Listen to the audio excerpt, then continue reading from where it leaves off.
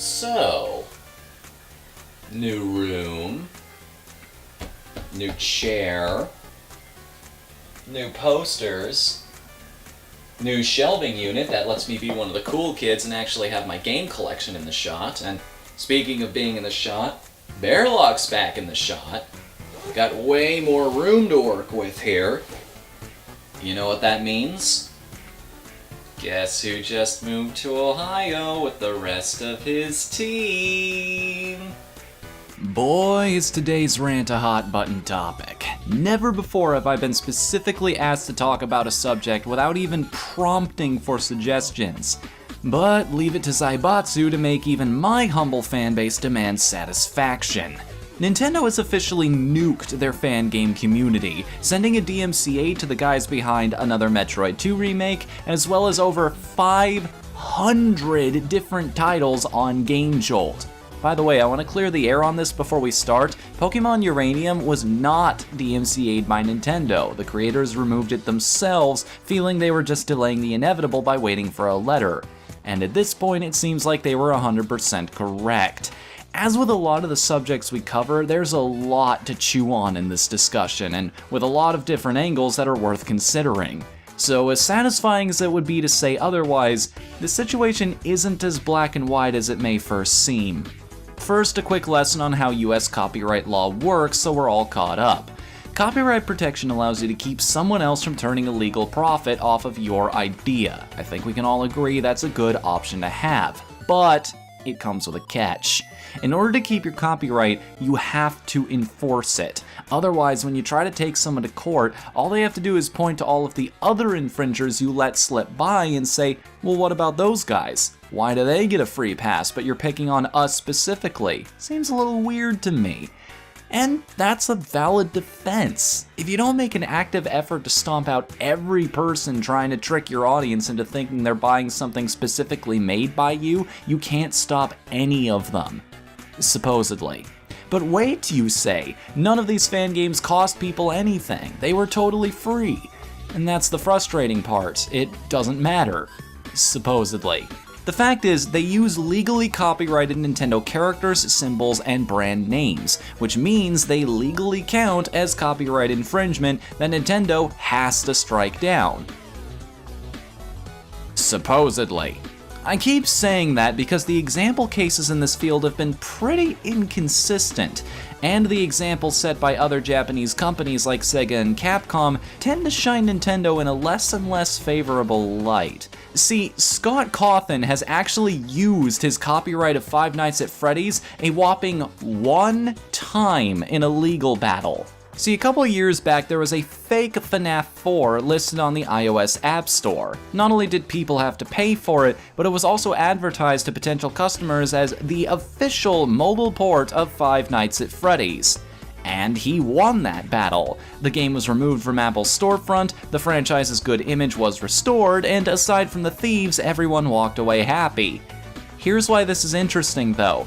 That was not the only unofficial game involving FNAF characters that had existed up to that point.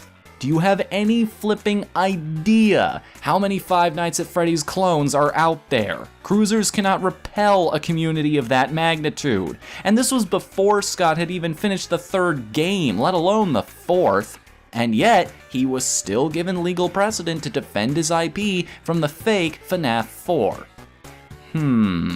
Let's look at other companies from the same region of the world. When Capcom heard about a fan game called Street Fighter Cross Mega Man, instead of issuing a takedown and wiping it off the face of the planet, they decided to give it official backing, providing funding and creative input from Capcom's own development teams. In fact, you can still download it to this very day on Capcom Unity. Meanwhile, Sega does not have their hands completely clean in this field, I'll admit. They assassinated Final Fight Remake and were responsible for the now infamous Shining Force debacle. But ever since coming out and promising to do right by their fans, they've made some surprisingly cool moves. Not the least of which being the hiring of Christian Whitehead and Simon Tomley, aka the Taxman and Headcanon. You might only recognize them as the guys whose names are on Sonic Mania right now, but they have a long history of developing Sonic fan games. In fact, Taxman's effort to recreate Sonic CD's engine for iOS was so impressive that many people consider it the definitive version of the game. They were also responsible for the iOS port of Sonic 2, in which they actually recreated the Hidden Palace Zone and put it back in Sonic 2 as was originally intended. Yes, you have these two to thank for that. And to think, none of these things would have happened if Sega had continued to apply the Nintendo approach. Let's get to the bottom line of this. There's no point arguing the legality of what Nintendo is doing. People are using their characters, so it's fully within their right to tell them no, either explicitly or via legal contact. But there's another aspect to this that's worth considering. Creation is driven by passion. It takes a lot of time, energy, and personal investment to even build something artistic, let alone make it good. The only thing keeping you on that path and driving you to see it through is that bottomless well of energy called emotion. And that's what drives me nuts about this situation, especially in the face of guys like Toby Fox being totally cool with fan games, or Bungie hiring the Falscar modder. Nintendo has this attitude, more so than a lot of corporations I might add, that they know what's best for you, despite their way of doing things leading to disaster after disaster.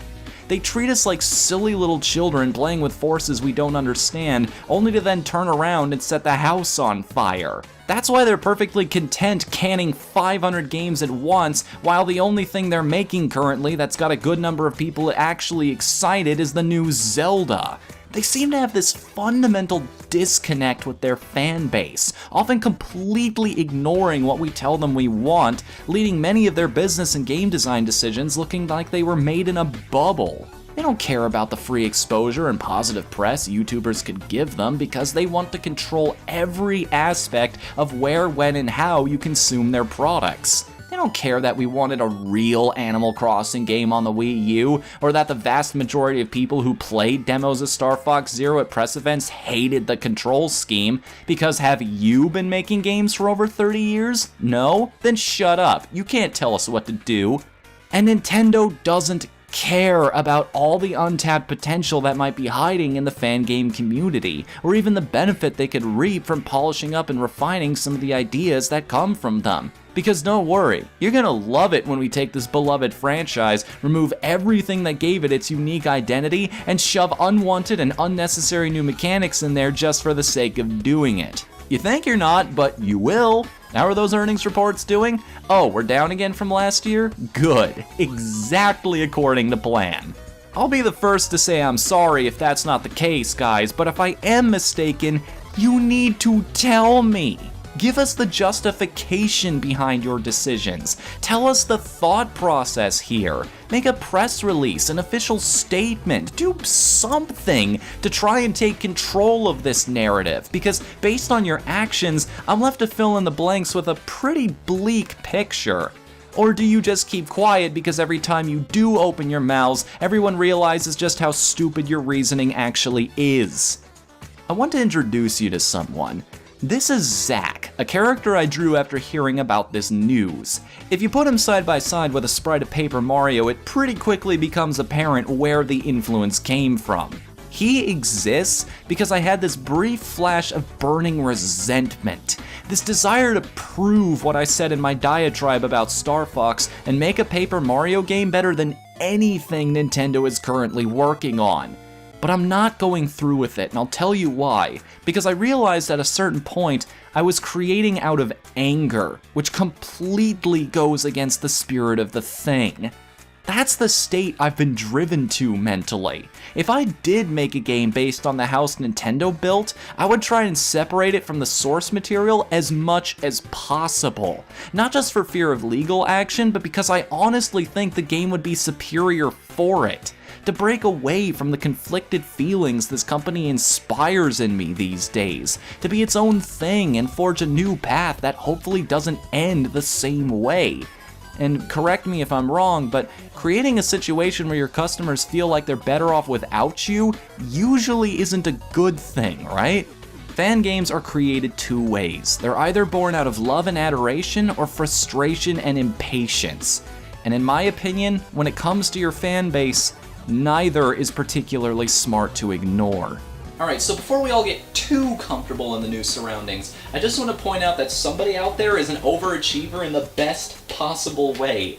I have been holding on to both of these packages for easily a week or two. Like, I've had these since I was still in Arizona, but I have them here now. I've been meaning to open up these at the end of a rant for a while now. I have a feeling I know what's in this one, so I'm gonna save this one for last right here. So, again, whoever sent these to me, thank you so much. I never ask anybody to send me things. I really just opened that P.O. box as a goof. It's like, you know, maybe I'll get, like, something small, like a letter or something. I never expected anybody to actually send me gifts, so thank you so much. And let's get what's actually here. Almost feels like a shame to rip it open like that. I kind of want to put these in a special drawer or something. I'll hold on to them for later just as a memory. Would you look at that? Hang on a second. Hold on, there's way more to this than I thought there was going to be. Come on, open up. Try to open it along the seam so I don't wreck the bag too much. Wow, look at all of this. Look at all the detail. No way. Oh, is this actually what I think it is? Look at this. I'm gonna hold this a little closer to the camera so you can all see. This is, if I'm not mistaken, a Mario Kart, and I want to say Mad Max crossover, but that... Somebody will correct me on that if I'm wrong, but whatever it is, it's absolutely amazing. Hang on a second, I'm gonna throw that on right now. I'm not gonna show you the actual changing process, that's YouTube Red only. Nice and comfy too. I like the material here. Let's see, who made this actually? I found the name of the company on this box. Meat Bun LLC. Over in... Nice. I take it that's the name of the company, so... They've got designs like this all over the place. I might have to buy from them in the future. And lastly, we have this. It feels a little stiff, which makes me think it's a plastic case of some sort. I'm very curious what's in this one right here. I don't... I've already ripped the crap out of the label here, so may as well grab a letter opener. See if we can at least be a little more surgical and precise with the rest of it. Look at that, look at how easy that was. And this is... Look at this! I can't believe it! It's the Castle of Cagliostro, the special edition on DVD. Funny you should send me this, actually. Hold on just a moment again. Where did they put that thing? Hang on. A mystery to solve here, ladies and gentlemen. I got a couple different little stories here. I actually already own the Castle of Cagliostro. You've sent me a slightly improved copy of it. This is the collector's edition, after all, so I guess maybe I can keep this one nice and shiny, and I can just bust out this one whenever I want to actually watch it, but that's not the only thing I've discovered. I completely forgot I owned this movie. I only just recently rediscovered it again when I was moving. I realized, oh yeah, that's a thing I own. But I also had a trivia question somebody asked me on Ask FM regarding this movie. It was like, what is the arcade game that actually used stock footage from an anime that was not yet released in America? And I was like, oh yeah, that's Castle of Cagliostro, isn't it? Sure enough, I guess everything happens for a reason. Dude, I'm probably gonna watch this again just tonight. Maybe even bust open the Blu-ray so I can watch it on my PS4 or something. But thank you so much. It is always cool to see things like this, and I really don't think I deserve it sometimes. Thank you. Thank you so much.